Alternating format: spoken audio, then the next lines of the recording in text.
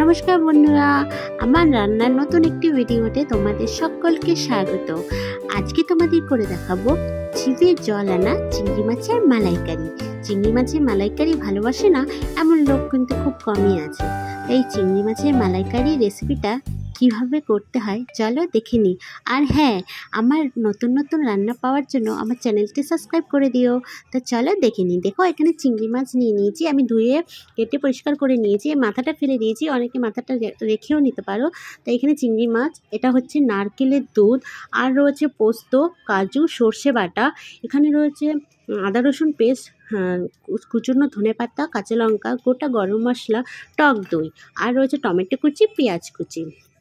মাছগুলোকে প্রথমে হলুদ, লবণ আর একটু রেড চিলি পাউডার দিয়ে মেখে রাখতে হবে 10 মিনিট, তারপর ভেজে নিতে হবে। তো দেখো, আমি এবার মাছগুলোকে ভেজে নেব। খুব কড়া ভাজবে না, একদম একটু হালকা হালকা ভাজবে, নয়তো মাছগুলো শক্ত হয়ে যাবে। তো মাছগুলোকে আমি দিয়ে দিচ্ছি কড়াতে, দিয়ে আমি মাছগুলোকে এবার উল্টিয়ে দিলাম। উল্টিয়ে মাছগুলো ভেজে আমি তুলে নেব। সব কটা মাছ আমি ভেজে তুলে নিচ্ছি। মাছগুলো তুলে নিয়ে এবার যে কড়াতে তেলটা থাকবে, ওর মধ্যে আরেকটু তেল দিয়ে আমি ফোড়নে দেব কালো জিরে, তেজপাতা, গোটা গরম মশলা দিয়ে একটু নাড়াচাড়া করে এবার দিয়ে দেব টমেটো কুচি, পেঁয়াজ কুচি। টমেটো কুচি, পেঁয়াজ কুচিটা একটু লাল লাল করে কড়া করে ভাজতে হবে। এখানে আমি পেঁয়াজ কুচি দিচ্ছি গ্রেভিটা একটু ঘন রাখার জন্য, তার জন্য আমি পেঁয়াজ কুচিটা দিচ্ছি। তোমরা চাইলে পেঁয়াজ এখানে পেস্টও দিতে পারো। আর দিয়ে দিলাম আমি স্বাদ মতন চিনি। তেলের মধ্যে চিনিটা দিলে কি হয়, যে গ্রেভিটার কালারটা খুব সুন্দর আসবে। এবার দেখো, আমি আদা রসুন পেস্টের মধ্যে কাশ্মীরি রেড চিলি পাউডার, হলুদ, লবণ মিশিয়ে দিয়ে দিলাম। এবার দিয়ে দিলাম টক দই। ভালো করে কষিয়ে নিতে হবে। কষিয়ে দেখো, আমার যে গ্রেভিটা করছি তার থেকে তেল ছেড়ে দিয়েছে। এবারে আমি দিয়ে দিলাম পোস্ত, কাজু আর সর্ষে বাটা।